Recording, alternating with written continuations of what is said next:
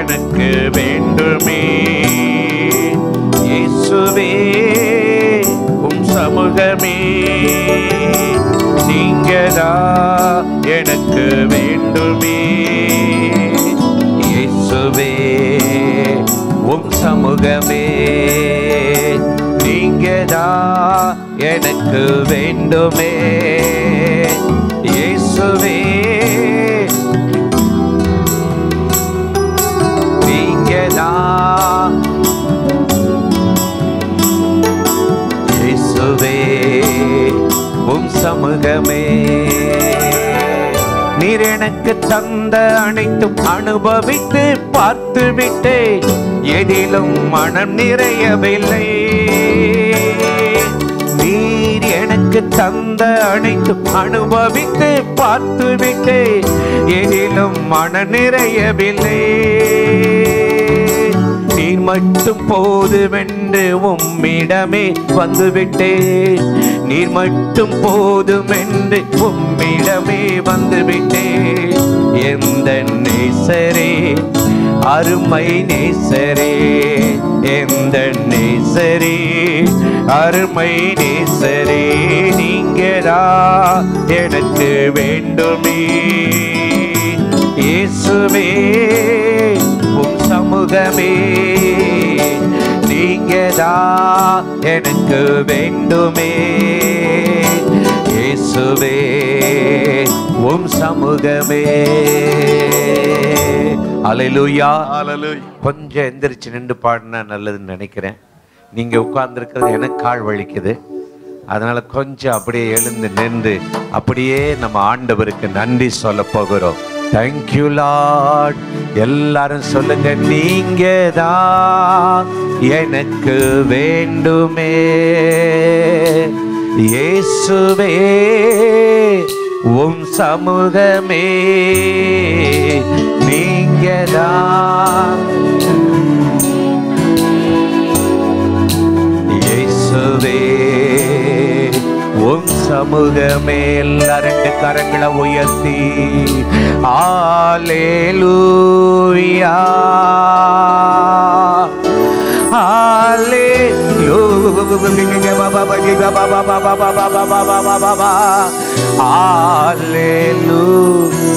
பாடுங்கள் எல்லாரும் வாயை திறந்து. இன்னொரு முறை பாடிக்கொண்டே இருங்கள்.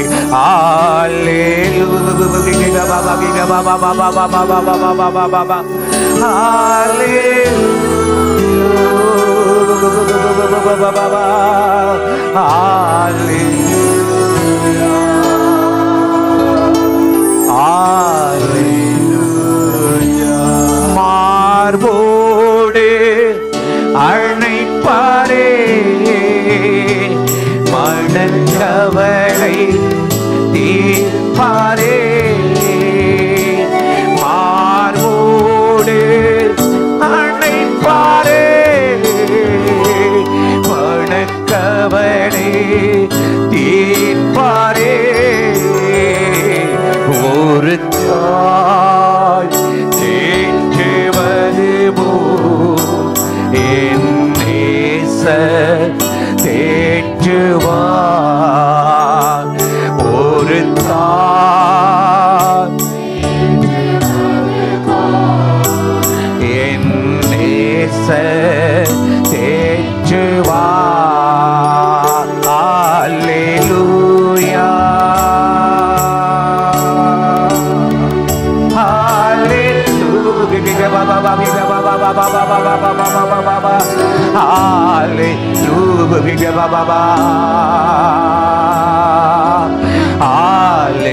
Hallelujah,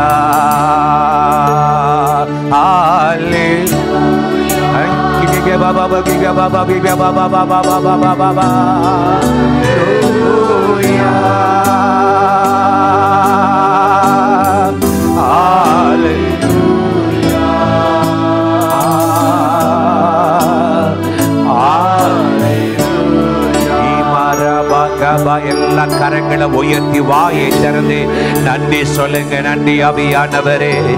இயேசுவே இயேசுவே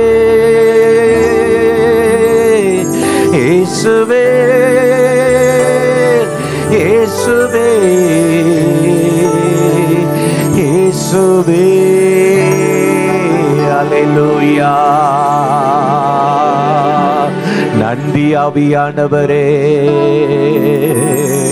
ஸ்தோத்திரம் ஆவியானவரே, நன்றி சொல்லுகிறோம். ரத்தம் சிந்தி மீட்டவரே, இரக்கம் நிறைந்தவரே, ரத்தம் சிந்தி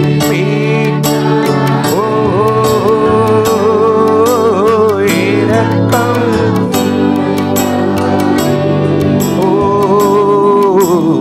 இரக்கம்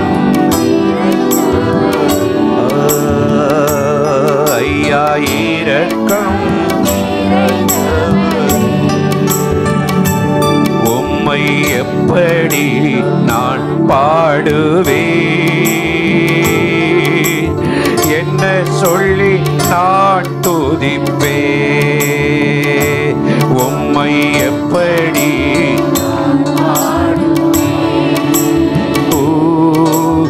என்ன சொல்லி நான் துதிப்பேன். அல்லேலூயா,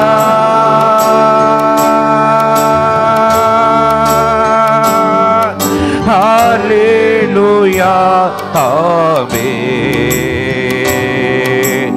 அல்லேலூயா, அல்லேலூயா. ஒன்ஸ் அகைன் எல்லாரும் கரங்களை உயர்த்தி அல்லேலூயா,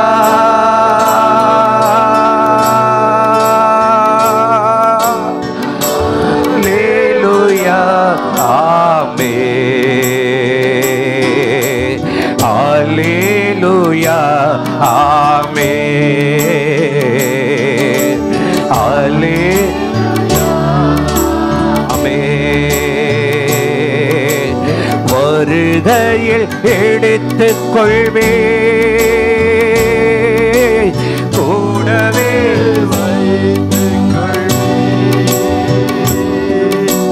வருகையில் எடுத்துக் கொள்வே,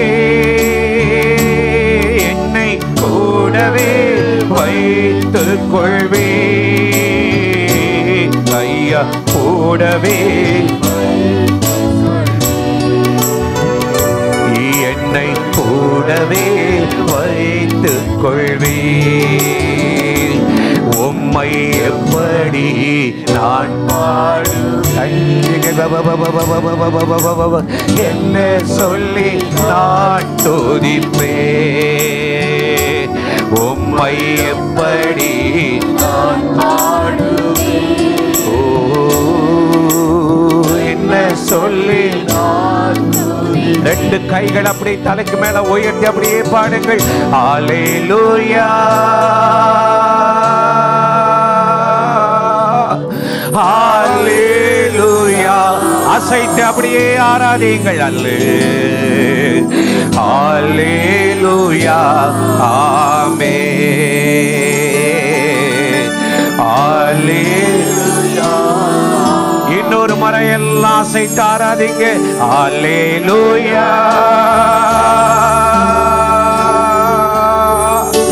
அல்லேலூயா.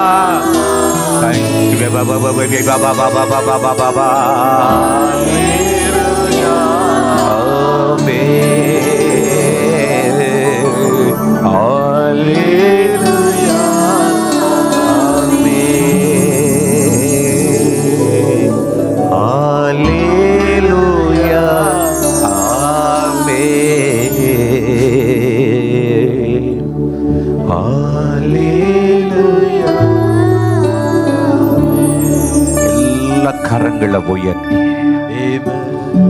அமைதியாக தேங்க்யூ ஹோலி ஹோஸ்ட். அசைவாடுகிற ஆவியானவர், நெருப்பையும் தண்ணீரை நீ கடந்தாலும் உன் கூடவே வருகிறவர். யாரும் இல்லை, என் பிரச்சனை யாருக்கு தெரியும்? தனி மனிதனாய்த்தான் இந்த பிரச்சனையை நான் சந்திக்கிறேன் என்று நீ அங்கலாய்க்கலாம். நோ, அவர் உன் கூட இருக்கிறார். மரண இருளின் பள்ளத்தாக்கில் நடந்தால் பொல்லாப்புக்கு உன்னை விடுவதில்லை. அவர் உன்னை வேடனுடைய கண்ணிக்கும் பாலாக்கும் கொள்ளை நோய்க்கும், உன் சத்துருக்கள் எத்தனை திட்டங்கள் உன்னை குறித்து வேலையை விட்டு துரத்துவேன், நாட்டை விட்டு துரத்துவேன் என்று நினைத்திருந்தாலும் கர்த்தர் விரோதமாய் இருக்கிற அத்தனை பேரையும் பட்சமாய் கொண்டு வந்து இன்றைக்கு உனக்காக யாவையும் செய்து முடிக்கிற ஒரு தேவன் உன்னோடு கூட இருக்கிறார். சொல்லுங்க அல்லேலூயா, அல்லேலூயா, ஆமென், அல்லேலூயா,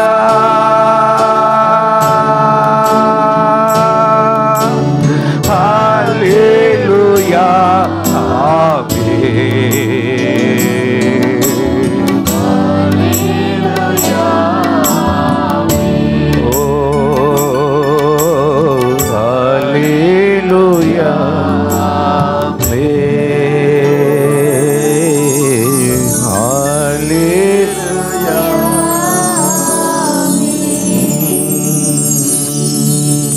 தகப்பனே, ஜீவனை தந்ததும் அல்லாமல் தயவு வைத்து நாங்கள் மாண்டு மடியாதபடி எங்களை ஆவியை காப்பாற்றி பராமரித்து உங்களுடைய வழிகளில் எங்களை நிலைநிறுத்தினீரே, ஸ்தோத்திரம். தொடர்ந்து எங்களோடு பேசும், ஆசீர்வதியும். இயேசுவின் நாமத்தில் வேண்டிக் கொள்கிறோம் நல்ல பிதாவே, ஆமென். உட்காருவோம்.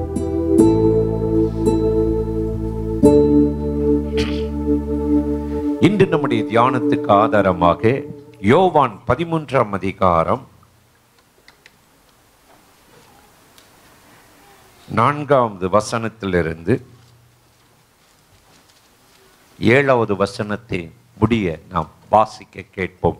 The book of John chapter 13 verse 4 and 7. யோவான் 13ஆம் அதிகாரம் எல்லாரும் எடுத்துக்கொள்ளுங்கள். 4வது வசனத்திலிருந்து நாம் வாசிக்க கேட்போம். எடுத்தவங்க வாசிக்கலாம். போஜனத்தை விட்டு எழுந்து வஸ்திரங்களை கட்டி வைத்து இடுப்பில் கட்டிக்கொண்டு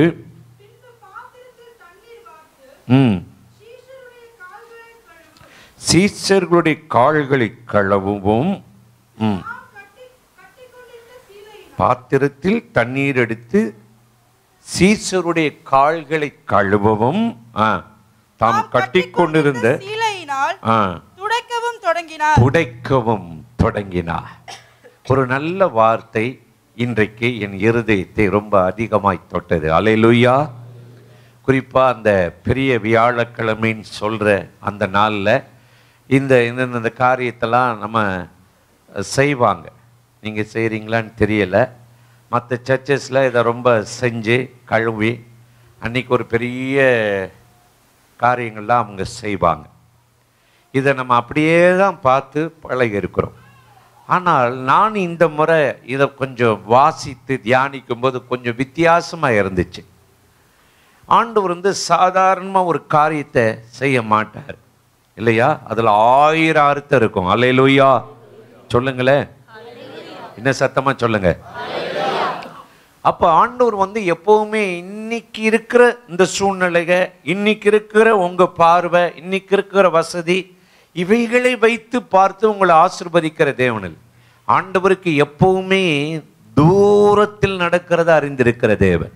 என் நினைவுகளை சொல்லுங்க, எங்கிருந்து அறிஞ்சிருக்கிறாரா? தூரத்திலிருந்து. ஆண்டவர் நத்தானியில பார்த்து சொல்றாரு, நீ அத்திமரத்தின் கீழ் இருக்கும் போதே உன்னை கண்டேன். ஏன் அங்க உட்கார்ந்துருந்தான்னு ஆண்டவருக்கு தான் தெரியும் இல்லையா?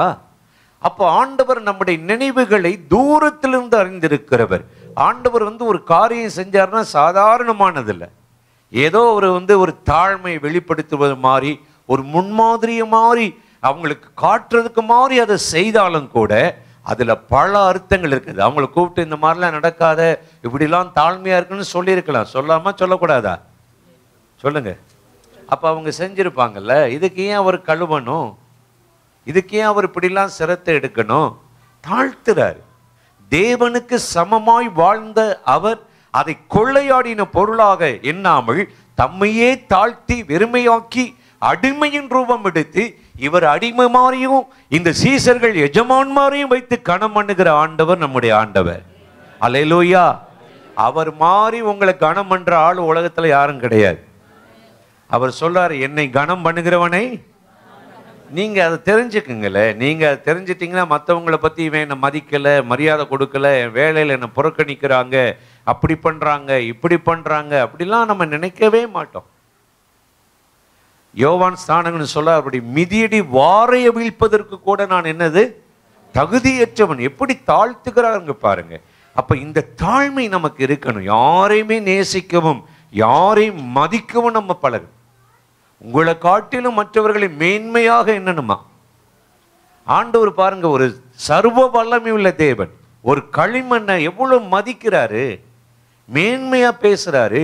அவங்கள உட்கார வச்சு சொல்லுங்க, கொஞ்ச நாள்ல இந்த ஆளு பேதுருலாம் என்ன செய்வாரு, இந்த ஆளை எனக்கு தெரியவே தெரியாதுன்னு சொல்லிட்டு ஓட போறாரு. நல்லா தெரியுமா தெரியாதா? சொல்லுங்க. கொஞ்சம் சத்தமா சவுண்டு குறைஞ்சிக்கிட்டே வருது. ரொம்ப குறையுது இல்லை? கொஞ்சம் ஃப்ரீயாக பேசுங்களேன். வீட்டில் தான் அமைதியாக இருந்தே அப்படி போயிட்டீங்க, இங்கேயாவது கொஞ்சம் ஃப்ரீயாக இருக்கக்கூடாதா? இல்லையா? சொல்லுங்க. அல்லேலூயா சொல்லுங்க. அப்போ பேதுருலாம் கொஞ்ச நேரத்தில் மறுதளி காட்டி கொடுக்குற ஒரு யூதாஸ் உட்காந்து அவனை வச்சு ஆண்டவர் காலம் தள்ளி இருக்கிறார் பாருங்க. நம்மளால் வந்து அந்த சபைக்கே வரதை அவனை டிஸ்மிஸ் பண்ணிட்டோம்.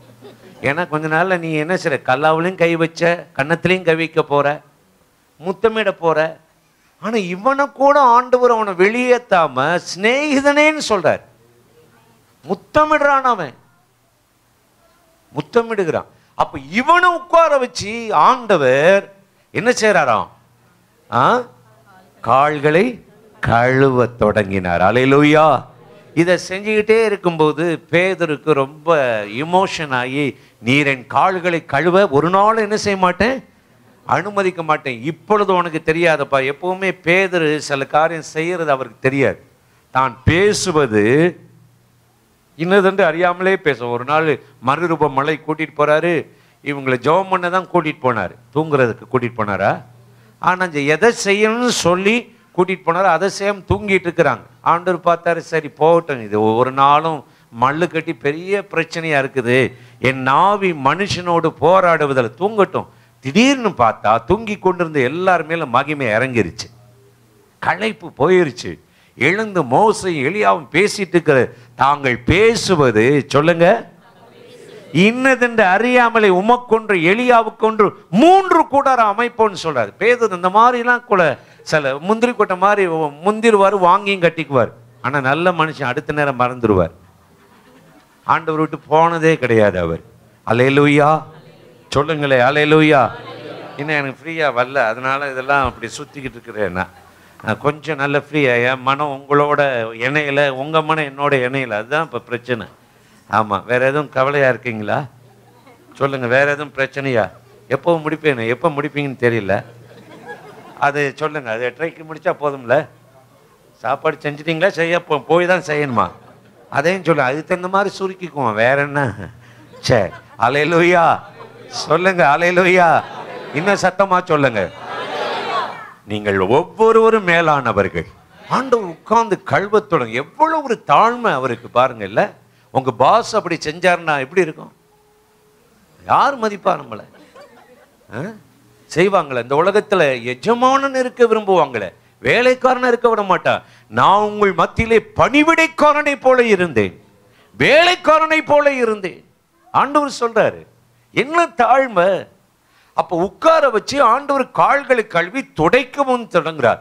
எத்தனையோ மரியாள் செய்திருக்கிறா, முத்தமிட்டு இருக்கிறா, அதை காட்டிலும் இயேசு இங்க செய்யறாரு. ரொம்ப ஆச்சரியம் எனக்கு. எப்படிதான் செய்வாரு ஆண்டவருக்கு? எப்பவுமே இவங்களை குறித்து இன்னைக்கு நடக்கிறத இவன் காட்டி கொடுப்பான், மறுதளிப்பான் அப்படின்னு நினைக்கவே இல்லை. ஒரு நாள் வரும், ஒரு நாள் வரும், இந்த பேதுனுடைய வாழ்க்கை தரம் மாறும்.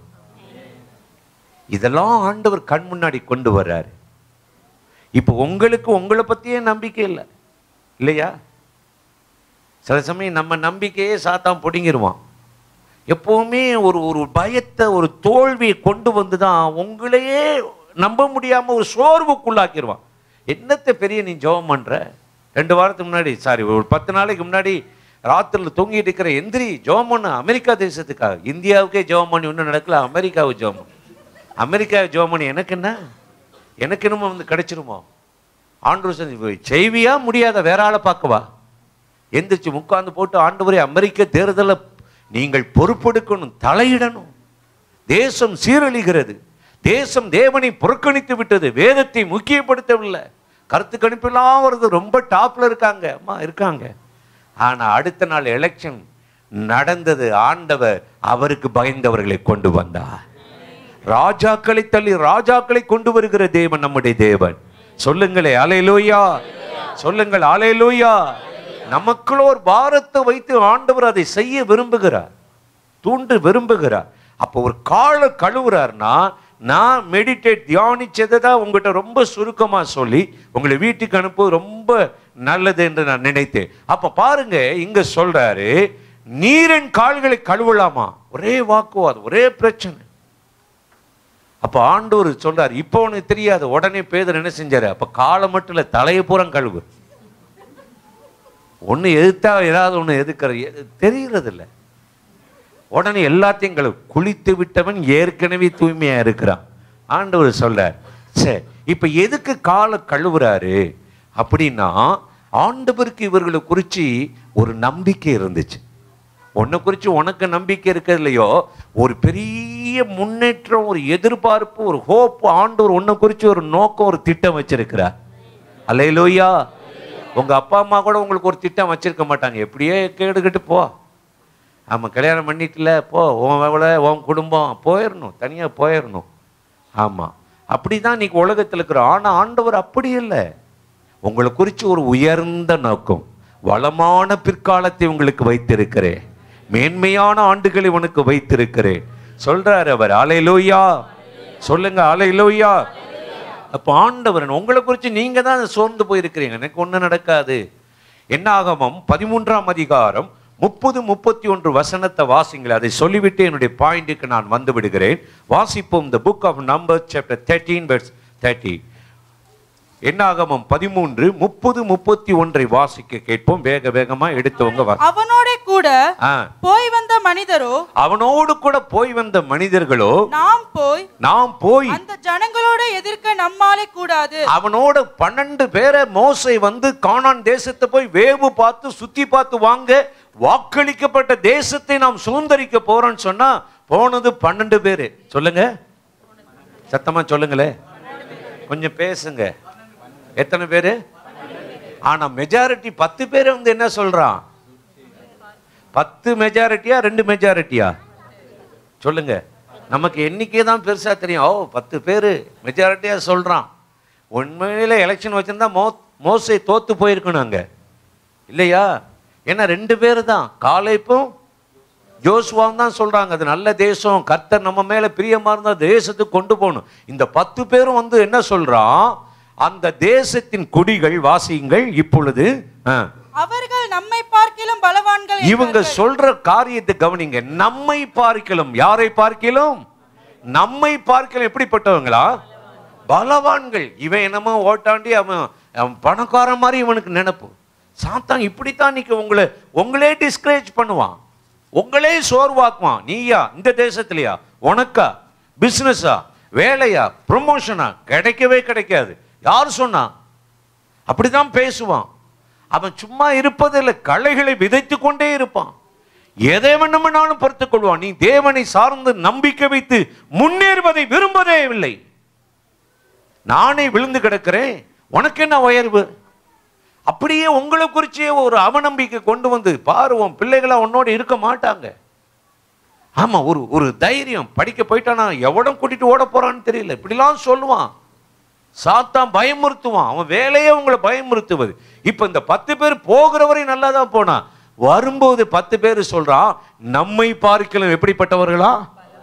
ஆண்டவர்ட்ட உடனே சாத்தான் சொல்றான், உன் கட்சிக்காரனை ஒத்துக்கொண்டா கணம் நீதிபதி அவர்களே எழுதுங்க.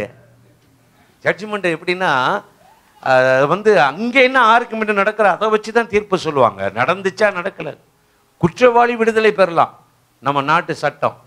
ஆனா ஒரு உண்மையான நீதிமான் தண்டிக்கப்படக்கூடாது. இந்தியாவுடைய லாவே அது. அதனால தான் லூஃப்ல தப்பிச்சுட்டே இருக்கிறான். தப்பிக்கிறதுக்கு வழி பயங்கர 1000 ரூபாய் நோட்டு மாத்திரக்கு வழி வழியா வச்சிருக்கான். என்ன வழிகள் நினைக்கிறீங்க? ஆமா, இவன் ஒன்று சொன்னா அது ஒண்ணு. ஆமா, நம்ம ஆளுங்க எல்லாமே விழுங்கிடுவாங்க. அப்படிப்பட்ட இப்ப இவன் சொல்றான், நம்மை பார்க்கிலும் பலவான்கள். தொடர்ந்து வாசிப்போம் வேகமாக. நாங்கள் போய் சுற்றி பார்த்து வந்த தேசம் தன் குடிகளை பட்சிக்கிற தேசம். என்னமா? குடிகளை விழுங்குகிற தேசம். நாங்கள் அதிலே கண்ட ஜனங்கள் எல்லாரும் மிகவும் பெரிய ஆட்கள், பயங்கரமான பராக்கிரமசாலிகள், பயங்கர என்ன காட்டிலும் வேலையில திறமை உள்ளவன். நான் 1 செஞ்சா அவன் 9 செஞ்சிடறான். இப்ப வேலையில கூட அப்படி ஒரு பயம்லாம் வருது இல்ல? என்ன அமைதியா இருக்கீங்க? வந்துச்சா வரலையான்னு தான் கேட்கிறேன். வரலையா? அப்புறம் என்ன இப்படி அமைதியா உட்காந்தீங்கன்னா அப்புறம் தோல்வி ஒத்துக்குறீங்களா? இப்ப நீங்க முன்னேறதுக்கு வழியை நான் சொல்லி கொடுக்குறேன். என்னோட ஒத்துழைச்சா ஆசீர்வாதம். இது சும்மா எல்லாத்துக்கும் அப்படியே உட்கார்ந்துலாம் கூடாது. ஒரு வகுப்புல 1 வருஷம் உட்கார்ந்து படிச்சு வெற்றி பெற்றானா நல்ல மாணவன். 2 வருஷம் உட்கார்ந்தானா கேட்குறேன். +2ல 1 வருஷம் உட்கார்ந்து பாஸ் பண்ணிட்டானா சேதுங்க இருக்காரு. ஆமா, அது என்ன சொல்லுவீங்க? பாஸ் ஆயிட்டான், ஆள் கரையேறிட்டான்டா. வாத்தியாரும் தப்பிச்சாரு, மாணவனும் தப்பிச்சாரு. 2 வருஷம் இருந்தானா சொல்லுங்க. சேதுன்னு ஒன்னே எல்லாம் வாயை திறக்கிறீங்க. என்னையா இது? என்ன கொடுமை இது? சரி, 2 வருஷம் இருந்தா என்ன செய்வான்? அடமூதேவி முட்டாள், இப்படி போயிட்டாங்கடா. சரி, 7 வருஷம் உட்கார்ந்துருக்கிறானே, இவன் என்ன செய்யறது? அப்ப வாத்தியார் சரியில்லை. அப்படித்தான் நான் நினைச்சுக்குவேன். ஒரு சபையில 1 வருஷத்துக்குள்ள ஒருத்தன் எந்திரிச்சு பிரகாசிக்காம போனான்னா, நான் பிரசங்கம் பண்ணும்போது ஆண்டவரே நான் நினைச்சுக்குவேன், நான் தான் சரியில்லை, என்ன மாத்துங்க, இப்படிதான் நினைச்சுக்குவேன். அப்ப இங்க இப்படிதான் நடக்குது. சாத்தான் என்ன செய்யறான்? நம்மை பார்க்கிலும் அவர்கள் பெரியவர்கள். தொடர்ந்து வாசியுங்கள். யுத்தத்துல ஏனாக்கின் அந்த கல் வீசுற ஏனாக்கின் புத்திரன் மாதிரி யாரும் கிடையாது. ஏனாக்கின் புத்திரரை கண்டோம். நாங்கள் எங்கள் பார்வைக்கு வெட்டு கிளிகளை, நாங்க எங்க பார்வைக்கு அவங்க முன்னாடி நிற்கும் போது எப்படி இருந்தோம்? தொடர்ந்து வாசிங்க. அவர்கள் எங்க பார்வைக்கே வெட்டுக்கிளிகளா இருந்தா அப்ப அவங்க பார்வைக்கு எப்படி இருப்போம்? இப்படித்தான் தோல்வியை கொண்டு வருகிறான். இப்படித்தான் நீங்க உங்களை நினைச்சிட்டு இருக்கிறீங்க. முன்னேற முடியாது, இல்ல கிடைக்காது, நடக்காது, இந்த வீட்டை வாங்க முடியாது, போச்சு, 1000 ரூபாய் நோட்டே போச்சு. ஆமா, 1000 மணி 2000 வரும். சொல்லுங்க அல்லேலூயா. யானைக்கு ஒரு காலம் வந்தா பூனைக்கு ஒரு காலம் வராமையா போயிடும். என்னையா நீங்க நினைச்சிட்டு இருக்கிறீங்க? உங்களை குறிச்சே இந்த வட்டத்திலிருந்து நீ வெளியே வா. பேதுரு ஒரு காலத்துல பிசாசை துரத்த முடியாத ஆளு. இன்னும் கொஞ்ச நேரத்துல அந்த ஆளை எனக்கு தெரியவே தெரியாதுன்னு சொல்லி சத்தியமா அடிக்க போறான். இதெல்லாம் ஆண்டவருக்கு தெரியும். அப்படிப்பட்ட ஒரு ஆளை பிடிச்சி உட்கார வச்சு கால்களை கழுவவும் தொடக்கவும் அன்பு கூறவும் கர்த்தர் தொடங்கினார் என்றால் அப்ப அவர் ஒன்றும் தெரியாதவரா? தாழ்மை மட்டும்தான் அங்க வெளிப்படுத்தினாரா? இது ஒவ்வொரு பெரிய வியாழக்கிழமை தான் நம்ம இதை கொண்டாடுகிறோம். ஆனா நான் அப்படி தியானிக்கல.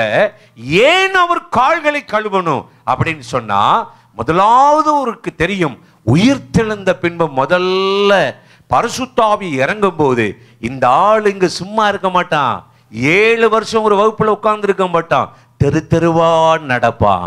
சமயம் வாய்த்தாலும் வாய்க்காவிட்டாலும் சுவிசேஷத்தை அவன் அறிவிப்பான். எப்பொழுதும் ஆண்டவருக்கு தோல்வியை மட்டும் உங்களை பார்க்க மாட்டாரு, உங்களுக்கு வளமான பிற்காலத்தை வைத்திருக்கிறார். ஏன் கால கழுவ தொடங்கினாரா? வாசிப்போம். ஏசாயா புக் ஆஃப் நாகும் சாப்டர் 1 verse 15. நாகும் 1ஆம் அதிகாரம் 15வது வசனத்தை நாம் வாசிக்க கேட்போமே. அங்கு வேதம் இந்த கால்களை பற்றி சொல்லுகிறது. வாசிக்க கேட்போம் எல்லாரும் வேகமாக. நாகும் 1ஆம் அதிகாரம் 15ஐ வாசிக்க கேட்போம். இதோ சமாதானத்தை கூறுகிற, இதோ சமாதானத்தை கூறுகிற சுவிசேஷகனுடைய கால்கள் மலைகளின் மேல் வருகிறது. எல்லாம் நம்ம மூஞ்சிதான் ரொம்ப அழகா இருக்குது. பவுடர் அடிக்கணும், அப்படி இருக்கணும், சர்ச்சுக்கு போறோம், இங்க அடிக்கணும், அங்க அடிக்கணும், அப்படி போகணும், இப்படி போகணும். நம்ம மூஞ்சே பார்த்து ஏமாந்த ஆட்கள். மனுஷன் முகத்தோற்றத்தை பார்க்கிறான். மனுஷனுக்கு என்ன தெரியும்? என்ன அமைதியா இருக்கீங்க? முடிச்சிருவோமா?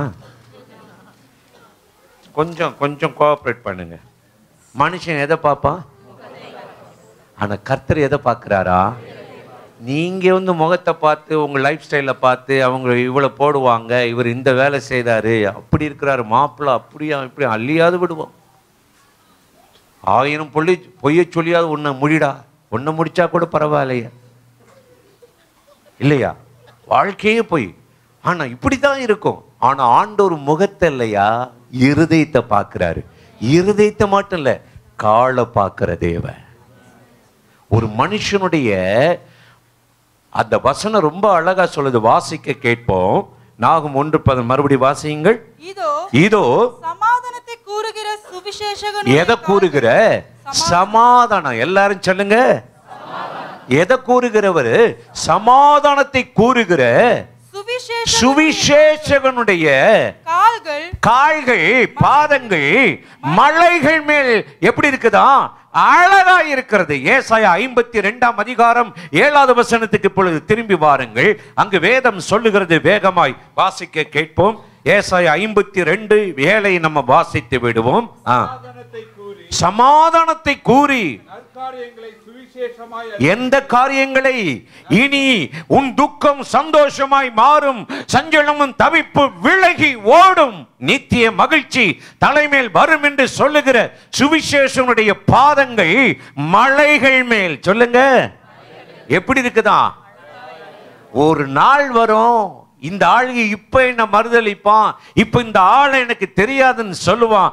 நாள் ஒன்று வரும், எனக்காக இந்த பேதுரு ஜீவனை கொடுப்பான், சப்பானியை நடக்க வைப்பான்.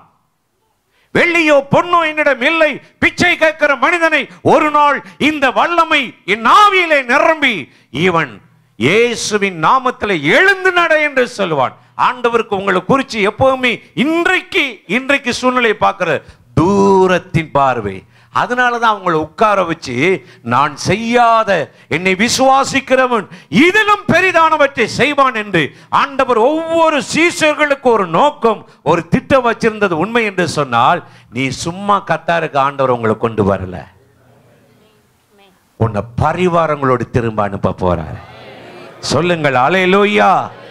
காலில் கொலுசு இல்லாம இருக்கலாம், மிஞ்சி இல்லாம இருக்கலாம், ஆனா கர்த்தருடைய கிருபை உங்க மேல இருக்கிறது.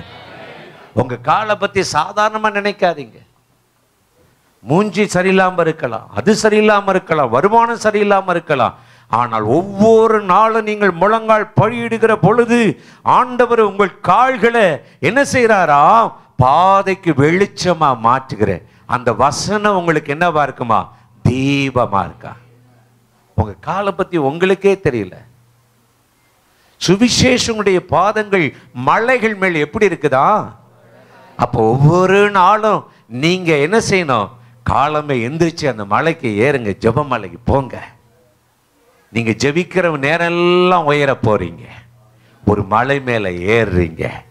அதனாலதான் ஆண்டவர் இந்த தூரத்து பார்வையோடு அவங்களை உட்கார வச்சு, என் பிள்ளைங்க இப்போ ஒன்னும் கூமுட்ட மாதிரி இருக்குது, இப்போ 7 வருஷம் 5 வருஷம் உட்கார்ந்து இருக்கிற மாதிரி தெரியும், நாளொன்றுவரும் தூக்கம் இல்லாமல் அவர்கள் ஊழியம் செய்வார்கள், பிசாசுகளை துரத்துவார்கள், வியாதிக்காரர்களை சொஸ்தமாக்குவார்கள். பேதர் நடந்து போனா கூட நிழல் பட்டு என்ன பட்டுச்சா? வியாதிக்காரங்க சுகமடைஞ்சாங்களா? அப்ப ஆண்டவருக்கு அந்த பார்வை இருந்துச்சு. நமக்கு நான் அவ்வளவுதான், போ உன லாக்கில்ல. முத பாட்டு பாடுறேன் ஒரு ரெக்கார்டிங்ல, ஒண்ணுமே தெரியாது, ஒரு ஸ்கேலு மேஜர் மைனரு ஒண்ணுமே தெரியாது. அவன் வாசித்த அந்த ஆளு, என்னையா உயிரை வாங்குற? இப்போ நம்ம போய் இங்கே உட்கார்ந்த உடனே இந்த நடையே எனக்கு ஒத்து வரலன்னு சொன்னால் அப்படியே பூட்டி வச்சுட்டு போயிட்டான் ஒருத்தன். புல்லுட்ட காண ஆகலை. என்னையானே இந்த சுரம் எனக்கு இந்த கொஞ்சம் அந்த பிச்சு ஒரு மாதிரின்னு சொன்னேன்னு, ஐயோ விவரம் தெரிஞ்ச ஆள்னு போயிட்டு வேற ஒரு ஆள் அனுப்பிவிட்டான்.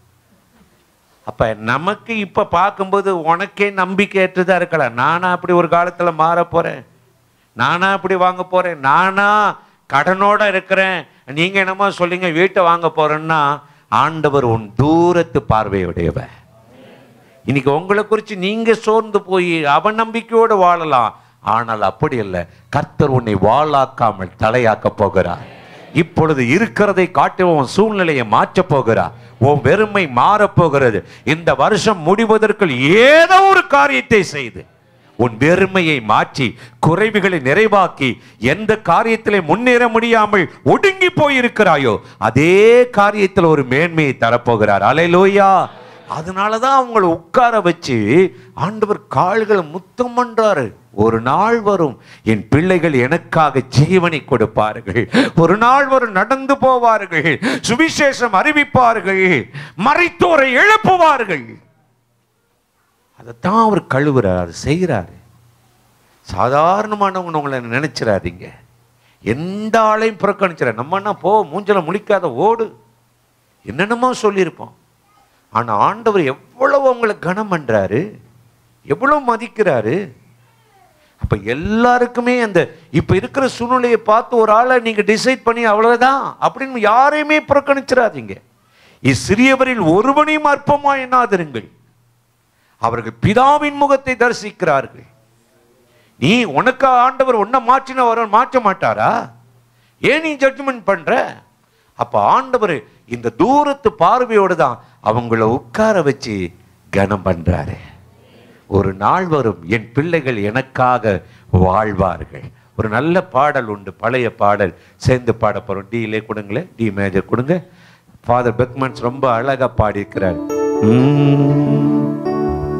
உமக்காகத்தானே ஐயா நான் உயிர் வாழ்கிறேன் ஐயா, உமக்காகத்தானே ஐயா நான் உயிர் வாழ்கிறேன் ஐயா, இந்த உடலும் உள்ளமெல்லாம் அன்பர் உனக்காகத்தானே ஐயா, இந்த உடலும் அன்பர் உமக்காகத்தானே ஐயா, உமக்காகத்தானே ஐயா நான் உயிர் வாழ்கிறேன் ஐயா, உமக்காகத்தானே ஐயா நான் உயிர் வாழ்கிறேன் ஐயா. ஆண்டவர் தூரத்து பார்வையோடையவர் அவங்கள உட்கார வச்சு கழுவுனா. உங்கள் கண்கள் பாக்கியம் உள்ளது, நீங்கள் கேட்கிற காதுகள் பாக்கியம் உள்ளது. ஆண்டவர் சொல்றாரு, கர்த்தரை தெய்வமாய் கொண்டிருக்கிற ஜனங்கள் பாக்கியம் உள்ளது, உங்கள் கால்கள் பாக்கியம் உள்ளது.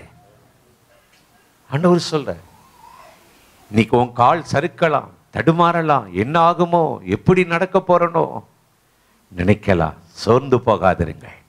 தேவனுடைய பார்வையில் நீங்கள் விலையேற பெற்றவர்கள். இப்பொழுது ஒண்ணுமில்லாத மாதிரி தெரியும், ஒரு முன்னேற்றமும் இல்லை, வேலையில பிரச்சனை, வீசாவில் பிரச்சனை, குடும்பத்தில் அங்கிருந்து வர்ற செய்திகளை நீ கலங்க பண்ணுது நினைக்கலாம். நாளொன்று வரும் உன்னை பற்றி யாருக்கும் தெரியாது, கர்த்தர் பார்வையில் நீ மேலானவனாக. தாவீது அப்படித்தான் வெறுங்காலோடு ஓடி இருப்பான். என்ன ஆகுமோ, மனாந்தரத்தில் என் வாழ்க்கை இங்குதான் நான் செத்து மடிவேன், அழிய போகிறேன், அப்படித்தான் ஒருவேளை நினைத்திருக்கலாம். ஆனா கர்த்தர் அவனுக்கு ஒரு சிங்காசனத்தை வைத்து உயர்த்தினாரே. அவருக்கு ஒரு உயர்வை தந்தவர். உனக்கு அநீதியை செஞ்சிருவாரு. வார வாரம் பைபிளை தூக்கிட்டு வர எனக்காகவா நீங்க வர்றீங்க? எங்களுக்காகவா நீங்க காணிக்க போடுறீங்க? நோ, கர்த்தர் உன் அலைச்சலை அறிந்திருக்கிறார். உன் வாழ்க்கையில் ஒரு மேன்மை. சொல்லுங்க, என்ன வரும்? லட்சைக்கு பதிலாக ரெண்டந்தனையாக உனக்கு மேன்மை வரும், மகிமை வரும். இதெல்லாம் நினைச்சுத்தான் ஆனந்த கண்ணீர் விட்டு அவங்க பாதத்தை கழுவுகிறாரு. எபேசியர் 6ஆம் அதிகாரம் 12வது வசனம் சொல்லுகிறது, சுவிசேஷம் என்னும் ஆயத்தம் என்னும் பாதரட்சைய. எப்பவுமே செருப்பு இல்லாம நடக்காதீங்க. அது என்னது? சுவிசேஷம். யாருக்கு வேணுமெனாலும் இயேசுவை சொல்லுங்க. கடந்த மாதம் நானும் என் மனைவி துபாய் வந்திருந்தோம். நல்ல ஒரு கூட்டம். என்னை முத அந்த துபாய்க்கு அழைத்தவர் ஒரு கத்தோலிக்க சகோதரர். எப்படியோ நான் அவர் 88ஆம் ஆண்டு சென்னையில் இருக்கிற லோயலா கல்லூரியில் அங்கே இருக்கிற ஒரு சர்ச்சில் நானும் ஃபாதர் பெக்மான்ஸும் மீட்டிங் நடத்தும்போது அதை வேடிக்கை பார்க்கறதுக்காக வந்த மனுஷன் இந்த ஜபத்தின் மேலே ரொம்ப ஆர்வமாகி தொடப்பட்டு, நான் ஒமான் வந்திருக்கிற பொழுது கேள்விப்பட்டு நீங்கள் துபாய் கண்டிப்பாக வரணும், ஊழியம் இல்லாட்டினாலும் பரவாயில்ல, என் வீட்டில் ஒரு 4 நாள் ரெஸ்ட் எடுத்து எங்களுக்கு ஒரு ஜெபம் பண்ணணும். ரொம்ப நல்ல வேலை, நிறையா ஒரு பிஸ்னஸ் செஞ்சுட்டு இருந்தார். அப்போ அவரை பார்க்கணும் அப்படின்னா ஃபோன் அட்டன் பண்ணுவார், வருவேன்னாரு, வரல. நானும் காத்திருந்தேன். 1 நாள் ஆச்சு, 2 நாள் ஆச்சு. அப்போ அவர் நல்ல ஒரு பிஸ்னஸ் பண்ணிட்டு இருக்கும்போது திடீர்னு கண்ட மனிதர்கள், இந்த கம்பெனியில் ஒன்றை வச்சு இவ்வளோ பேரை நீ தனியாக போனீன்னா இன்னும் நல்லா செய்யலாம், தூண்டி வரைக்கும் தான் ஆள் இருக்கானே, போய் இறங்கி ரிசைன் பண்ணி வேலையை விட்டு பிஸ்னஸ் தொடங்கினா அடி மேல அடி. இப்போ ரொம்ப மனம் உடைஞ்சி தற்கொலை செய்யலான்ற நிலையில தான். எப்படி என்னை ஃபேஸ் பண்ண தெரியல. எனக்கும் ஆவியானவர் சொல்ல, அவர் கூப்பிடு. வந்தார், ஒரு கடைக்கு வந்தார். வீட்டுக்கெலாம் வர முடியாது பிரதர், ரொம்ப நிலைமை. அப்போ அவர் இருக்கிற நிலையை பார்த்து நான் நினச்சேன், சாப்பிடக்கூட கஷ்டப்படுறாரு. அவர் உட்கார வச்சு ஒரு காஃபி வாங்கி கொடுத்து, இந்த முடிவு ஏன் எடுத்தீங்க, நீங்களா எடுத்தீங்களா, யாரும் உங்களை தூண்டி விட்டா? அப்போ ஒவ்வொன்றா சொல்கிறார், நான் தான் பெருமையில் இப்படி செஞ்சிடலாம் அப்படி செய்யலான்னு சொல்லி நான் தான் தவறிட்டேன். நான் சொன்னேன், இந்த நிலையில் இயேசுவை நீங்கள் கூப்பிட்டா நான் தேடுங்களே, ஜெபம் பண்ணுங்களே. கொஞ்ச நேரம் அப்படியே ஜெபம் பண்ணி ஒரு ஹோட்டலில் உட்கார வச்சு ஒரு காஃபி வாங்கி கொடுத்து அவர்கிட்ட ஜெபம் பண்ணிட்டு இருக்கிற ஒரு சின்ன பிள்ளை மாதிரி அழுகிறார். அழுது கொண்டே இருந்தார், கத்திட்டார். சரின்ட்டு ஜெபம் பண்ணிட்டு என் கையில் இருந்த அந்த துபாய் திராம கொஞ்சம் அவர் பாக்கெட்டில் வச்சு, இதை பிள்ளைகளுக்கு போய் நீங்கள் ஏதாவது வாங்கி கொடுங்கன்னு சொல்லிட்டு வந்துட்டேன். அன்னைக்கு கர்த்தருடைய வாழ்க்கையை தலையிட்டார், மாற்றினார். அது வரை அடைக்கப்பட்ட ஒரு வாசல் கர்த்தர் இன்றைக்கு புதிதாய் ஒரு வழியை திறந்து ஒரே மாதத்தில் நல்ல நிலையில் இருக்கிறார். சொல்லுங்க அல்லேலூயா, சொல்லுங்க அல்லேலூயா. இன்னைக்கு சமாதான சுவிசேஷத்தை அறிவிக்கணும். எத்தனை பேர் மரண பயத்தோடு வாழ்றாங்க. உங்களைத்தானே நீங்க நினைச்சுக்கிட்டு இருக்கிறீங்க, உன் பிரச்சனை தான் உனக்கு பெருசா தெரியுது. அவ்வளவு பிரச்சனையில யோபு தன்னை பத்தி அவன் நினைக்கவே கிடையாது. தன் சிநேகிதர்களுக்காக ஜெபித்தான். கர்த்தர் இவன் சிறையிருப்பை மாற்றினார். கிறிஸ்தவன் கெட்ட அழிஞ்சதுக்கு காரணமே இதுதான். நம்மளையே நினைச்சு, நான் என் சபை என் ஊழியம் இந்த சொல்லி இந்த வட்டத்தில் இருக்கிற வரையும் நீங்க பாஸ் பண்ண முடியாது. 30 வருஷம் 40 வருஷம் நான் தான் பில்லர், நான் தான் ஆதி.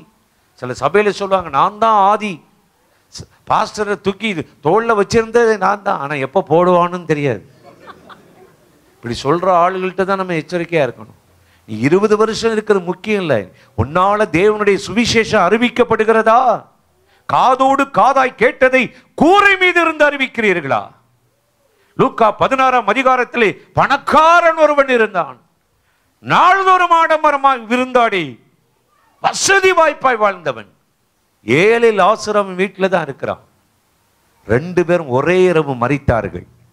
லாசர் ஆபிரகாம் மடியில் இருக்கிறான், பணக்காரன் பாதாளத்தில் தள்ளப்படுகிறான். என்ன தப்பு பண்ணா? குடிச்சானா? மதுபான கடை போனானா? 1000 ரூபாய் நோட்டை பதுக்கி வச்சானா? கிடையாது. சுயநலமா தனக்காகவே வாழ்ந்துட்டான், மற்றவங்களை பத்தி நினைக்கல. கிறிஸ்தவம் என்பது, ரட்சிப்பு என்பது நாம பெற்ற இந்த அன்பை பிறருக்கு அறிவிக்கிறது. ஜெபம் பவுல் எழுதுறார், ஜெபம் பண்றார், சுவிசேஷத்தை அறிவிக்காதிருந்தால் ஐயோ என்னவா, அவர் தனக்கே சாபம் என்றாரு. எருசலேமே 137ஆம் சங்கீதம் முதல்ல நம் பைபிள வாசியும் தொட்டவர், உன்னை மறந்தால் என்னாகும் மேல்வாயோடு ஒட்டட்டும். உன்னை மறந்தால், அப்ப ஆண்டவர் ஒரு பெரிய எதிர்பார்ப்பு. உங்களை எதுக்கு ரட்சித்தார்? உங்களை போல கண்ணீரின் பாடுகளில் கடந்து போகிற ஜனங்களுக்கு சுவிசேஷத்தை அறிவிக்கத்தான் ரத்தம் சிந்தி விலை கொடுத்து வாங்கி உங்க பாதத்தை முத்தம் செஞ்சு, என் பிள்ளை எனக்காக இந்த பூமியில பிரகாசிப்பா. உனக்கு வேண்டியதெல்லாம் கத்தார்ல கொடுத்து, வீடை கொடுத்து, வசதி கொடுத்து, வேலையை கொடுத்து, இன்னும் வேணும் வேணுங்க கொடுத்த ஆண்டவருக்கு நீங்க என்ன கொடுத்தீங்க? அதைத்தான் எதிர்பார்க்கிறார். எவனுக்கு அதிகம் கொடுக்கப்பட்டதோ அவனிடத்தில் அதிகம் எதிர்பார்க்கப்படும். உட்கார வச்சு ஆண்டவர் அழகா அவங்களை கழுவுறார். சீசர்கள் பரிசுத்தாவி பெறவரை இதை அறிந்து கொள்ளல, தெரியல. அபிஷேகம் வந்து இறங்கி ஆவியானவர் நடத்த ஆரம்பிச்சார் பாருங்க. சாப்பிட கூட நேரம் இல்லையா பேதுருக்கு. ஊழியம் மகிமை இறங்குது. அப்போஸ்தலர் 10ஆம் அதிகாரத்தை கொன்னொழி வீட்டுக்கு போறார். பேசிக்கொண்டிருக்கும் போதே பரிசுத்த ஆவி இறங்கிட்டார். பெரிய மாற்றம், எவ்வளவு பெரிய எழுப்புதல்! ஆண்டவர் இந்த கடைசி நாட்கள்ல இதுவரை இல்லாத ஒரு பெரிய எழுப்புதலை கர்த்தர் கொண்டு வர போகிறார். நடக்குமா? சொல்லுங்க, நடக்குமா? இந்த எலும்புகள் உயிரடையுமா? அடையும், அடையும். உன் பார்வைக்கு என்ன முடியாது, நடக்காதுன்னு உன் புத்தி சொல்லலாம், உன் படிப்பு சொல்லலாம். ஆனால் ஆண்டவர் அப்படி இல்லை. எப்படியாகிலும் இயேசு எனக்கு அற்புதம் செய்வார். அப்ப அந்த நம்பிக்கையோடு தான் உட்கார வச்சு ஆண்டவர் கழுவி முத்தமிடுறார். என் பிள்ளைங்க எனக்காக ஓடுவாங்க, உழைப்பாங்க, சுவிசேஷம் அறிவிப்பாங்க, அற்புதங்களை செய்வாங்க. இரண்டாவதாக ஏன் அந்த காலை கழுவுனார் என்று சொன்னால், வேதம் ரொம்ப அழகா சொல்லுகிறது. வாசிப்போம். ரோமர் 16ஆம் அதிகாரம் 20வது வசனத்தை வாசிங்களே. ரோமர் 16:20 எடுத்து நாம் வாசிக்க கேட்போம். சமாதானத்தின் தேவன் சீக்கிரமாக சாத்தானை, எல்லாரும் சொல்லுங்க, எங்கே தள்ளுவாராம்? உங்கள் காலின்கீழே தள்ளுவாரா? இதோ சாத்தான் மின்னலை போல விழ கண்டேன். லூக்கா 10:19 சொல்றாரு, சர்ப்பங்களையும் தேள்களையும் மிதிக்க உங்களுக்கு என்ன கொடுத்திருக்கிறாரா? இனி சாத்தான் சாத்தான் சாத்தான் சொல்லி என் குடும்பத்தை பிரிச்சுட்டான், குழப்பம் பண்ணிட்டான் அப்படின்னு சாத்தான பெரிய ஆளாக்காதீங்க. அவனை மிதிக்க கர்த்தர் உங்க கால்கள்ல ஒரு வல்லமை கொடுத்திருக்கிறார். சொல்லுங்க, என்ன கொடுத்திருக்கிறாரா? வல்லமை. உங்க காலுக்கு கீழே ஒரு கிருபை இருக்குதியா? நீங்க எந்த வீட்டுக்கு போனாலும் அங்கே சமாதானம் என்று சொல்லுங்கள். கர்த்தர் அந்த குடும்பத்தை ஆசீர்வதிப்பார். உங்க காலை ஆண்டவர் கழுவுறாருன்னா அந்த ரத்தம் கழுவுனதுனால உங்க கால்கள், நீங்க என்னைக்கு ரட்சிக்கப்பட்டு நீங்க இந்த அப்பத்துல பங்கெடுக்கிறீங்களோ அப்போ உங்க ரத்தத்தோடு இயேசுவின் ரத்தம் கலப்படமாகிறது. உங்க ரத்தத்துல 1000 விஷக்கிருமிகள், வியாதிகள் இருக்கலாம், மூச்சு திணறல் இருக்கலாம், பலவீனம் இருக்கலாம். ஆனால் இந்த திருவிருந்தில் ஒவ்வொரு நாளும் நீங்கள் இந்த ரத்தத்தை நினைவாக பானம் பண்ணும்போது உங்க ரத்தத்தோடு இயேசுவின் ரத்தம் மிக்ஸ் ஆயிடுது. அதில் இருக்கிற அந்த கழிவுகள் எல்லா வியாதிகளை பிடுங்கி எறிகிறது. சாத்தானுடைய கிரிகள் முற்றும் அழிக்கப்படுகிறது. உன்னை ஒடுக்குகிறவன் இல்லாமலே போகிறா. உன் கணவனை தொட முடியாது, உன் பிள்ளையை தொட முடியாது, உன் வேலையில உன்னை கை வைக்க முடியாது, உன் மைண்ட் அவன் டிஸ்டர்பன்ஸ் பண்ண முடியாது. உனக்கு விரோதமாய் ஒரு வழியாய் வருகிறவன் 7 வழியா ஓடுவான். நீதிமானும் சிங்கத்தை போல தைரியமா இருப்பான். சமாதானத்தின் தேவன், சொல்லுங்க, சீக்கிரமாக உங்க காலின் கீழே சாத்தான என்ன செய்ய போறாரு? நசுக்கி போட போறாரு. சத்துருவின் சகல வல்லமையை மேற்கொள்ள ஆண்டவருக்கு ஒரு நம்பிக்கை. ஒரு காலம் வரும், ஒரு காலம் வரும், பிசாசை மிதிப்பார்கள், சத்துருக்களை ஒடுக்குவார்கள். இதுவரையும் சத்துரு இவங்களை ஒடுக்கிக்கிட்டு இருந்தான், பிசாசு அழகழிச்சுக்கிட்டு இருந்தான். பிலிப்பன் போய் சமாரியா பட்டணத்தில் சுவிசேஷ அசுத்த ஆவிகள் அலறி ஓடுகிறது, பயங்கரமா கூச்சலிட்டு கொண்டு வெளியேறுகிறது. அப்ப ஆண்டவருக்கு ஒரு தூரத்து தரிசன பார்வை. இந்த கால்கள் ஒரு நாள் சாத்தானை மிதிக்கும். இன்னைக்கு உங்களை பற்றி ஆண்டவருக்கு ஒரு பெரிய நோக்கம் வச்சிருக்கிறாரு, நம்பிக்கை இருக்குது. நீ நினைக்கிற வீடு தான் கட்ட போற, வீடை கட்டுவாரு ஆண்டவர், இல்லைன்னு சொல்லலை. நயங்காற்று ஆண்டவர். அல்லேலூயா. முத வேலை கிடைக்கணும் தான் நான் ஜெபம் பண்ண போயிருந்தேன். வேலை கிடைச்சிட்டா போதும், எப்படியாவது வாழ்க்கையை கொடுத்துடலாம். நமக்கு வேலை கிடைச்சிட்டா பொண்ணு கொடுக்க கியூவில் நிற்பான். அப்படிதான் நான் ஜெபம் பண்ண போனேன். ஆண்டவர் வேலையை கொடுத்தாரு. 11 வருஷம் வேலை பார்த்தேன். அப்புறம் அந்த வேலையில் எனக்கு இன்ட்ரெஸ்ட் இல்லை. அதை விட பைபிள் ரொம்ப இன்ட்ரெஸ்ட் ஆயிடுச்சு. ஒரு நாள் வந்தது, திருமணம் முடிஞ்சு 10வது நாள் கர்த்தர் பேசினார், இதுவரை நீ செஞ்ச வேலையெல்லாம் போச்சு, விட்டுரு, இனி நான் உன்னை நடத்த போகிறேன். அதுக்கப்புறம் தான் முழு நேரமாக வந்து ஊழியத்தில் இறங்கணும். பாருங்க, கர்த்தருடைய மகிமை இறங்கிருச்சு. நான் வாங்கின சம்பளத்தை காட்டிலும் 1000 மடங்கு கர்த்தர் கொடுத்தார். என்னை ஆசீர்வதித்தார், ஆசீர்வதித்தார். இன்றைக்கு ஓடிக்கிட்டே இருக்கிறேன், உழைத்து கொண்டே இருக்கிறேன். என்ன போய் எங்கேயாவது ஒரு இடத்துல இங்கேயே உட்கார முடியாது. என் நாமத்திலே பிசாசுகளை துரத்துங்கள், வியாதிக்காரர்களை சுகமாக்குங்கள், மரித்தோரை எழுப்புங்கள், இலவசமாய் பெற்றீர்கள், இலவசமாய் கொடுங்கள். ஒரு கிட்னி மாத்திரத்துக்கு மதுரை மீனாட்சி மிஷன்ல 7 லட்சம் ரூபாய் கேட்கிறான். சரீரத்தில் பாடுகள், கண்ணீரின் வாழ்க்கை. ஆனா 1000 மருத்துவர்கள் செய்யாதத உன்னுடைய ஜெபமும் தேவனுடைய வார்த்தையும் செய்கிறது. சாத்தானை காலின் கீழ் நசுக்கி போடுகிறார், தலைமுறை சாபத்தை மாற்றுகிறார். இதெல்லாம் ஆண்டவருக்கு தெரிஞ்சதுனால தான் அவங்களை உட்கார்ந்து ஹானர் பண்றார், மதிக்கிறார்.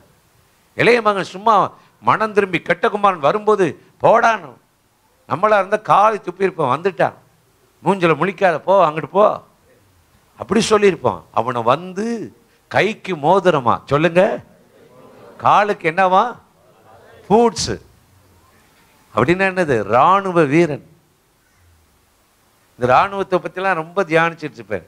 கிறிஸ்து இயேசுவின் சிறந்த போர் சேவனை என்ன அனுபவி? தீங்கு அனுபவின். அப்போ நான் இதை பற்றி வாசித்தது. இந்த இராணுவத்தில் முதல் ட்ரைனிங் என்ன தெரியுமா? முதல்ல இந்த தண்ணி ஒரு லிட்டர் பாட்டில் கொடுப்பாங்க, இதை குடிக்க கற்றுக் கொடுக்கணும் இருக்கு. அதை ஒரு நாள் ஜோமோடு ஆவியானவர் காட்டுறாரு. இந்த 1 லிட்டரை வச்சு தான் ஒரு நாளையும் யுத்தம் முடியலாம், 1 வருஷமும் ஆகும். இப்போ இந்த தண்ணியை எப்படி குடிக்கிறது? யார் கொண்டு சப்ளை பண்ண முடியும்? யுத்தம் எங்கே நடக்குன்னு தெரியாது, எதிரிகள் கையில் மாட்டுவானு தெரியாது. ஒரு நாளில் முடியலாம், 1 மாதம் ஆகலாம். அப்போ இந்த தண்ணியை என்ன செய்வான்? சொட்டு சொட்டா வச்சுக்குவான். அப்போ இதுதான் ஒரு இச்சை அடக்கம். இதை யூஸ் பண்ண தெரியணும். ஆகாருக்கு ஒரு துருத்தியை கொடுத்துடும், கொஞ்ச நாள் திந்து போச்சு. ஆனால் ஆண்டவர் அதே இடத்துல ஒரு நீரூற்றை காண்பித்தார், வச்சாத நீரூற்று. அப்ப என்ன செய்ய? இதெல்லாம் ஆண்டவர் அந்த இளைய மகன் திரும்பி வருகிற போது காலுக்கு மிதியடி. மிதியடின்றது என்பது செருப்பு போடும் போதெல்லாம் நினைச்சுக்குங்க, சுவிசேஷம் இன்னைக்கு அறிவிக்கணும். 4 பேருக்கு அது இயேசுவை சொல்லுங்க. சும்மா உன்னையே சொல்லியவன் போன சொல்லி ஐபோனை சொன்ன காணாம போயிடும், போகும். என்னத்துக்கு நமக்கு இந்த பொருள் எல்லாம்? என் வீட்டில் எனக்குன்னு எந்த வண்டியும் ஓடக்கூடாது. ஆமா, ஓடக்கூடாது. ஊழியத்துக்காக இருக்கணும். 1 பைசாவாக இருந்தாலும். என்னுடைய பிள்ளைங்கள்லாம் நல்ல இன்ஜினியரிங் படிக்க வச்சிருக்கேன். மூத்த மகன் ஒரு பைக் வாங்கி கொடு, அது அவன் +2 படிக்கும்போது அவங்க தாத்தா கொடுத்த காசோடு சேர்த்து நான் சேர்த்து போட்டு ஒரு சைக்கிள் வாங்கி கொடுத்தேன். இப்போதான் பைக் வந்திருக்கு. ஊழியம் பண்ணு கர்த்தர் உயர்த்துவார். இப்போ நல்ல ஊழியம் பண்ணுறான், கர்த்தர் உயர்த்திட்டு வர்றாரு. இருக்குன்னு சொல்லி எதை வேணாலும் செஞ்சிடாதீங்க, உங்கள் காசு தான், அதில் தலையிட எங்களுக்கு உரிமை இல்லை. ஆனால் அதில் ஊதாரி ஆயிடாதீங்க. ஒரு நேரத்துக்கு, ஒரு பேச்சுக்கு, உங்கள் வாழ்க்கைக்கு எல்லாத்துக்கும் கணக்கு ஒப்புவிக்க வேண்டுமே. எப்படியோ வாழ்ந்துட்டு போலான்னா என்ன அர்த்தம்? ஏன் நம்ம கிறிஸ்தவங்களா இருக்கணும்? அப்போ ஆண்டவர் என்ன செய்கிறாரு? இதெல்லாம் தெரிஞ்சு சகிச்சு இந்த சீசர்களை உட்கார வச்சு முத்தம் பண்ணி காலை கழுவுறாருன்னா அவர் மாதிரி ஒரு எஜமான் உலகத்தில் யாரப்பா இருப்பார்? அவர் என்னமோ வேலைக்கார மாதிரி, நம்ம என்னமோ எஜமான் மாதிரி. என்ன கணம் பண்ணார்! இதை நினைச்ச உடனே அன்னைக்கெல்லாம் எனக்கு தூக்கமே இல்லை. நானும் நல்லா தூங்கணும் தான் 2 நாளாக பார்க்குறேன். எத்தனை பிரசங்கத்தை நான் ரெடி பண்ணியிருக்கேன் தெரியுமா? ஒரு வசனம் வந்துடும், விழிப்பு வந்துடும், உடனே உட்காந்து புரட்டணும். என்னமோ PhD பண்ணுறது மாதிரி. PhD பண்ணுறோமோ இல்லையோ, ஒரு நாள் பரலோகம் நம்ம போகும்போது நம்ம அக்கௌண்ட்டில் நல்ல பணம் இருக்கும், பயங்கரமான வீடாக இருக்கும். டொனால்ட் ட்ரம்முடைய மாளிகையை காட்டிலும், வெள்ளை மாளிகை காட்டிலும் அவருடைய பங்களா ரொம்ப பெருசாக. இப்போ நான் சொல்கிற ட்ரம்னுடைய மாளிகை காட்டிலும் எங்கள் அப்பா எனக்கு கட்டினது அதை விட பிரமாதமாக இருக்கும். சொல்லுங்க அல்லேலூயா. இங்கே வீடு இல்லை, அங்கே இருந்து என்ன பண்ணின்றியா? இப்படிலாம் அப்படியே டிஸ்கரேஜ் பண்ணுவான் சாத்தான், தெரியும். உங்கள் கால் சாதாரண லேசான கால் அல்ல. இனி போங்க, மிதிச்சு பாருங்க, நீங்கள் போகும் இடமெல்லாம் கர்த்தர் உன்னோடு இருப்பார். உன் கால்களை ஒரு அபிஷேகம், ஒரு வல்லமை, ஒரு கிருபை. எந்த வீட்டுக்கு போனாலும் அற்புதம் நடக்கும். உன்னை ஒடுக்குகிறவன் இல்லாமலே போவா. உன் எலும்பு தேய்மானம் மாறும், நரம்பு தளர்ச்சி மாறும். இப்பொழுது இருக்கிறத காட்டிலும் 1000 மடங்கா. அதனால தான் இயேசு கிறிஸ்து இந்த சீசர்களை உட்கார வச்சு பாதங்களை கழுவவும் துடைக்கவும் தொடங்கினார். இன்னைக்கு ஓம் பாதத்தை ஆண்டவர் கழுவவும் போறாரு, துடைக்கவும் போறாரு. உன்னை கொண்டே உலகத்தை தூய்மைப்படுத்த போறாரு. சுத்திகரிக்க போறாரு. சொல்லுங்க, சுத்திகரிக்க போறாரு. ஒரு பெரிய மாற்றம் வரப்போகிறது, ஒரு முன்னேற்றம் வரப்போகுது, ஒரு லைஃப் ஸ்டைல் மாறப்போகுது.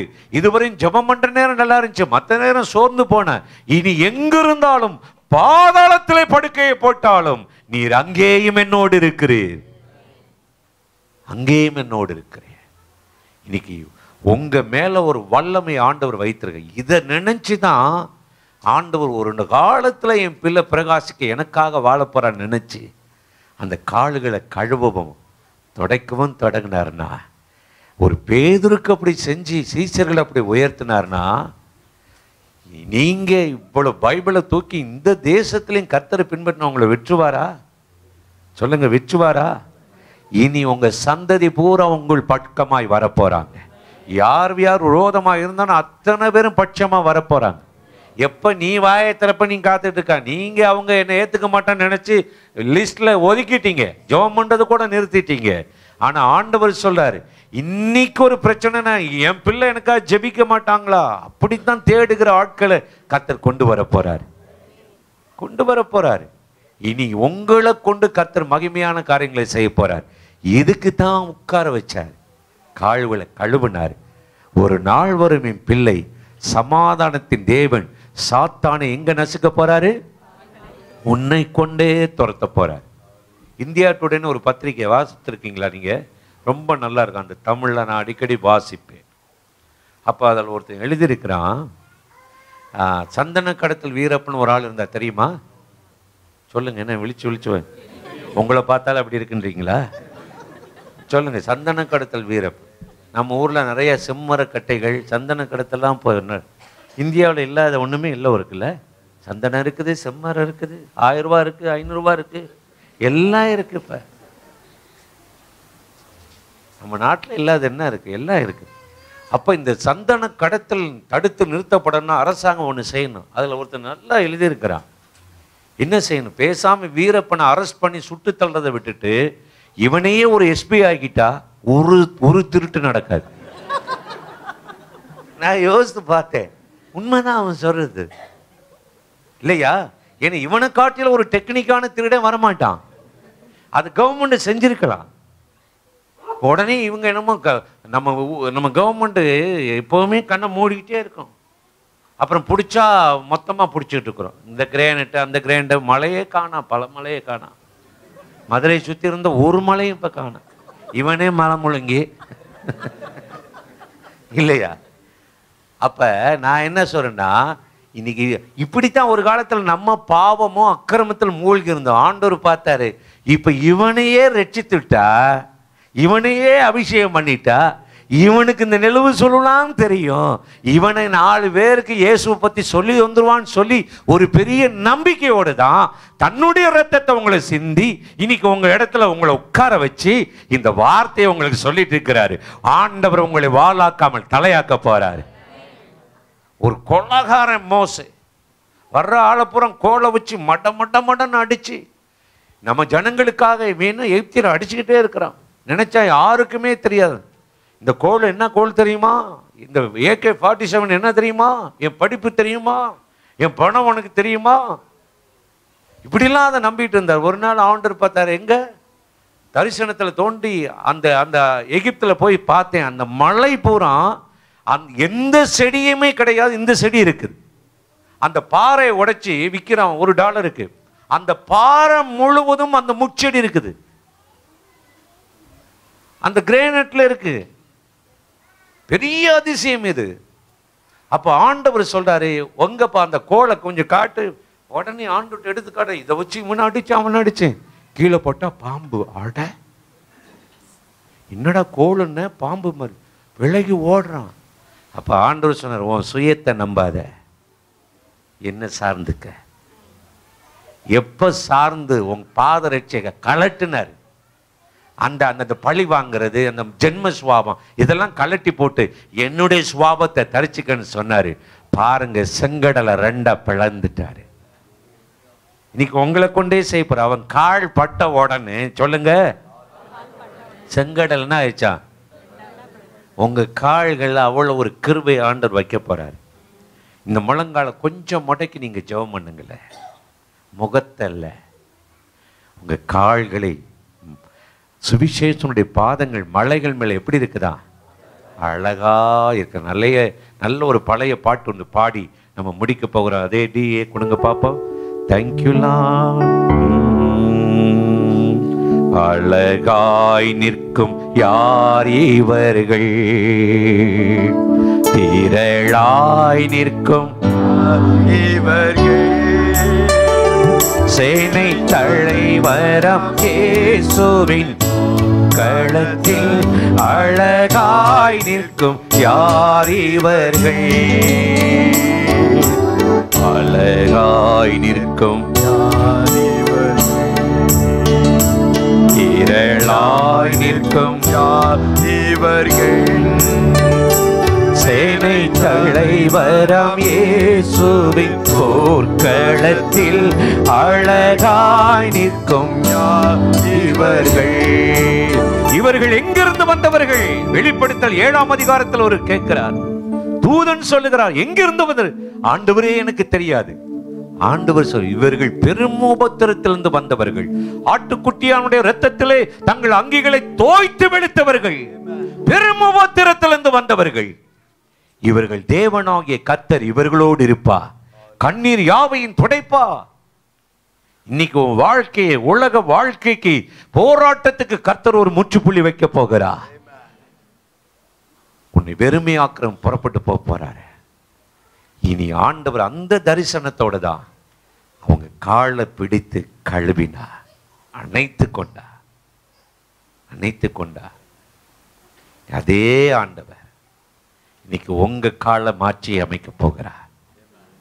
உன் கால் தள்ளாடுவதில்லை, உன் கால்கள்ல ஒரு தேவனுடைய கிருபை இருக்க போகுது. சாத்தான் நடுங்க போறான். எழுந்து நின்று அப்படியே கொஞ்ச நேரம் நாம் எல்லாரும் செபிப்போமா? இயேசுவை நோக்கி பார்ப்போம்.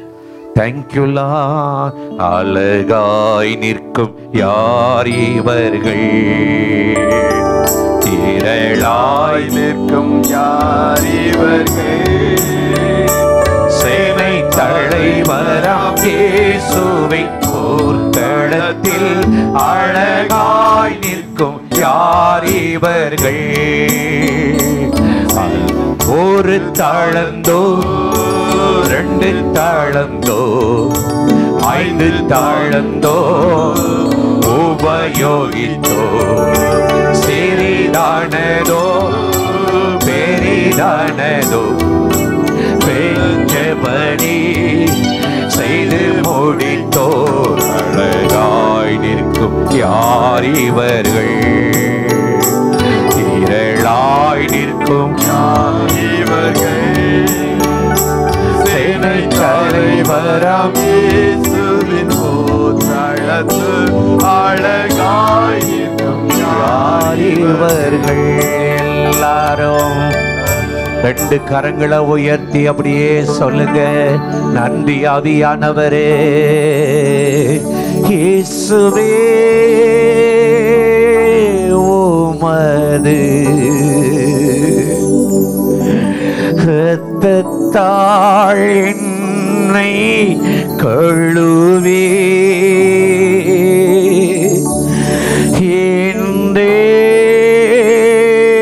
உம்முடன்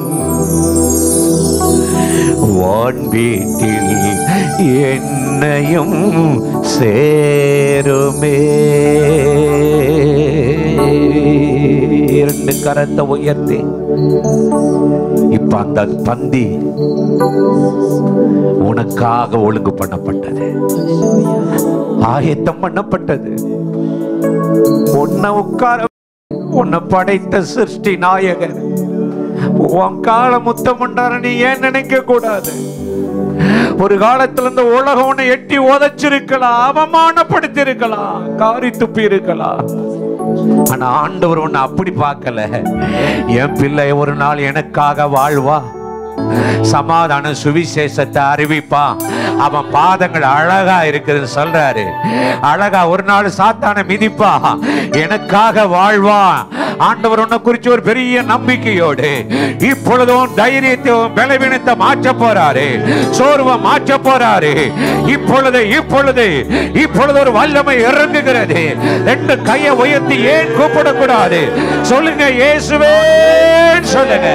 ஜீசஸ் ஜீசஸ் இயேசப்பா, இதுவரை என் மனமேல போக்கல போயிட்டப்பா, அபாத்திரமாய் போயிட்டேன்.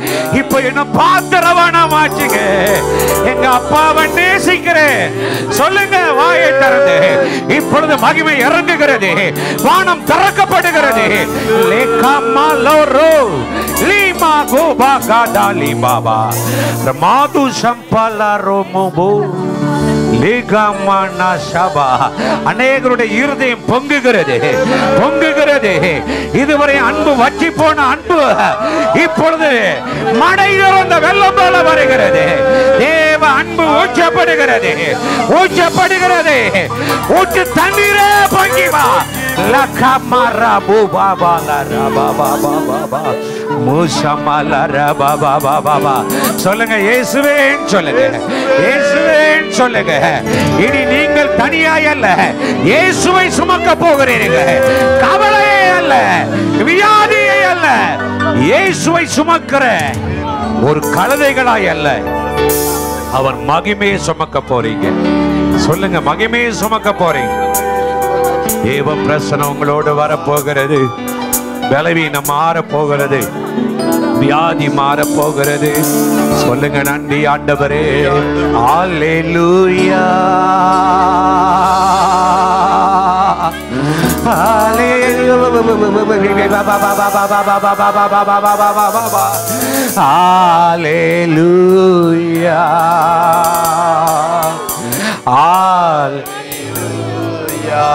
இன்ப இயேசு ராஜாவை நான் பார்த்தால் போதும், மகிமையில் அவரோடு நான் வாழ்ந்தாள் போதும். இன்ப இயேசு ராஜாவை நான் பார்த்தால் போதும், மகிமையில் அவரோடு நான் வாழ்ந்தாள் போதும். நித்தியமாம் மோட்ச வீட்டில் சேர்ந்தாள் போதும், நித்தியமாம் மோட்ச வீட்டில் சேர்ந்தாள் போதும். அல்லேலூயா கூட்டத்தில் நான் வாழ்ந்தாள் போதும். இன்ப இயேசு ராஜாவை நான் பார்த்தாள் போதும், மகிமையில் அவரோடு நான் வாழ்ந்தாள் போதும். முக்கிடம் சூட்டப்பட்ட தலையை பார்ப்பேன், பொற்கிரீடம் சுட்டி நானும் மகிழ்ந்திடுவே. முக்கிரீடம் சூட்டப்பட்ட முக்கிரீடம் சூட்டப்பட்ட தலையை பார்ப்பேன், பொற்கிரீடம் சுட்டி நானும் மகிழ்ந்திடுவே. வாரினாள் அடிபட்ட முதுகை பார்த்து, வாரினாள் அடிபட்ட ஒவ்வொரு காயங்களாய் முத்தம் செய்வே. எனக்கு முத்தமிட்டு என் கால கழுவுன ஆண்டவருக்கு நான் நன்றியாயிருப்பேன். சொல்லுங்க நன்றியாயிருப்பேன். எனக்காக வாழ்ந்தது போதும், இனி அவருக்காக வாழ்வேன். சொல்லுங்க. இப்பொழுது அநேகர் மேல மகிமை இறங்குகிறது, மகிமை இறங்குகிறது, ஜெப ஆவி இறங்குகிறது, இழந்த எல்லாம் திரும்ப வருகிறது. லம்மாரே போபோ லிகாமோ சங்கா தோலாராமிபா ரூபா காதிலா ரோஷே மகவாலாவா பிரமோஷம் பாதுலி பாபகவா. மகிமை மூடுவதாக, மகிமை மூடுவதாக. சுவிசேஷனுடைய பாதங்கள் மலையின் மேல் அழகாயிருக்க சொன்னீங்க. நீ அலங்கோலமாய் அல்ல, உங்க சமூகத்துல அழகாய் நிற்க. எங்க உள்ளான மனுஷனை அலங்கரிங்க, அலங்கரிங்க ஆண்டவரே, எங்களை அலங்கரிங்க. இனி நான் அல்ல, எனக்குள் நீங்களே வாழ நான் படிக்கிறேன். நன்றி ஆண்டவரே. இன்ப இயேசு ராஜாவை நான் மகிமையில் அவரோடு நான் வாழ்ந்தால் போதும். இன்ப இயேசு ராஜாவை நான் பார்த்தால் போதும். மகிமையில் அவரோடு நான் வாழ்ந்தால் போதும். நித்தியமா மோட்ச வீட்டில் சேர்ந்தால் போதும். நித்தியமா மோட்ச வீட்டில் சேர்ந்தால் போதும். அல்லேலூயா கூட்டத்து நான் மகிழ்ந்தால் போதும். அல்லேலூயா ஆகாய காலம் என்று முழங்கிடுமும். ஆகாய காலம் என்று முழங்கிடுவோம். ஏழை என்னாவலற்று நீந்திடுவோம். ஆகாய காலம் என்று முழங்கிடுவோம். ஏழை என்னாவலற்று நீந்திடுவோம். அப்பாய கண்ணீர் என்று துடைக்கிறாரோ. அப்பா என் கண்ணீர் என்று துடைக்கிறாரோ. ஆவலாயங்கிடுதே எனதுள்ளமோ. ஆவலாயங்கிடுதே எனதுள்ளமோ. இன்ப இயேசு ராஜாவை ஹல்லேலூயா. மகிமையில் அவரோடு நான் வாழ்ந்தால் போல். அல்லேலூயா. ஆமென். நம்முடைய பாதங்களை கழுவி நம்மை கனம் பண்ணுகிற கர்த்தர் அவர். அல்லேலூயா. ஆமென். நமக்கு ஒரு சிறந்த உயர்ந்த உன்னதமான எதிர்காலத்தை வைத்திருக்கிற கர்த்தர். ஆமென். நம்முடைய நினைவுகளை பார்க்கிலும் அவர் நம்மை குறித்து கொண்டிருக்கிற நினைவுகள் திட்டங்கள் மேலானது, உயர்ந்தது. அல்லேலூயா. ஆமென். நமக்கு ஒரு முன்மாதிரியை வைத்து போன ஆண்டவர். ஆமென். ஆமென். அவரிடத்தில் கற்றுக்கொள்ளும்படியாய் நமக்கு ஆலோசனை சொல்ல அதே தாழ்மையின் சுபாவம். ஆமென். கிறிஸ்து இயேசுவில் இருந்த சிந்தை நமக்குள்ளாயிருக்கிறதா என்று நாம் நம்மை வைத்து ஆராய்ந்து பார்க்க வேண்டும் என்று கர்த்தர் விரும்புகிறார். அல்லேலூயா. ஹல்லேலூயா. நன்றி ஆண்டவரே, எங்களோடு பேசுனீரே, அதற்காய் நன்றி. ஆமென். உம்மை போல மாற்றுவீராக. உம்முடைய சிந்தையை ஆமென் தரித்தவர்களாய் நாங்கள் காணப்பட கர்த்தர் எங்களுக்கு உதவி செய்யும். ஆமென். எங்களுடைய மேன்மையெல்லாம் நீர் ஒருவரே. அல்லேலூயா. ஹல்லேலூயா. இயேசு ஒருவரே நம்முடைய மேன்மை. அல்லேலூயா. அவர் ஒருவரே கனத்திற்குரியவர், மகிமைக்குரியவர். வாழ்க்கையின் மூலம் மகிமைப்பட ஒரே ஒரு நபர் தகுதியுள்ளவர், இயேசு ஒருவரே. அல்லேலூயா. ஆண்டவரே, எங்களுடைய பாதங்களை அழகுபடுத்தின கர்த்தர். ஆமென். ஒரு சுவிசேஷ பாரம் எங்களை ஆட்கொள்ளட்டும். சிலரை ஆகிலும் எரிகிற அக்கினி கடலில் இருந்து தப்புவிக்க கருவிகளாய் ஆமென் எங்களை எடுத்து நீர் பயன்படுத்த போகிறீரே, அதற்காய் நன்றி ஆண்டவரே. அல்லேலூயா. மலையின் மேலே ஏறுகிற ஒரு உன்னத அனுபவத்தை கர்த்தர்களுக்காய் வைத்திருக்கிற தயவிற்காய் நன்றி. ஜெபமலையின் மேல் ஏறட்டும், துதி மலையின் மேல் ஏறட்டும், ஆராதனை மலையின் மேல் ஏறி உம்மை ஆராதி கர்த்தர்களுக்கு உதவி செய்வீராக.